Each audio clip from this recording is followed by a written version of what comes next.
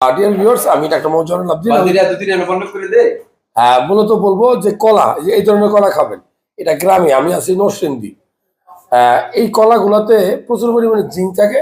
সাথে কলা এবং এরকম ডিম যদি কেউ নিয়মিত গ্রহণ করে তাহলে তার শরীরে জিঙ্কের অভাব হবে না।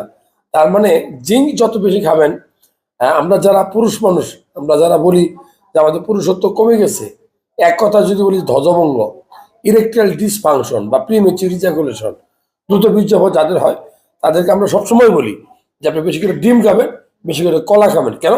এই দুটো একসাথে কেন খাবেন? ডিমে থাকে অ্যান্টিঅক্সিডেন্ট ভিটামিন ই, হ্যাঁ, আর কলাতে থাকে হিউজ পরিমাণে জিঙ্ক, যেটা আপনার ইরেকটাইল ডিসফাংশন সেটাকে দূর করবে, বিপরীত লিঙ্গের প্রতি আকর্ষণ বৃদ্ধি করবে।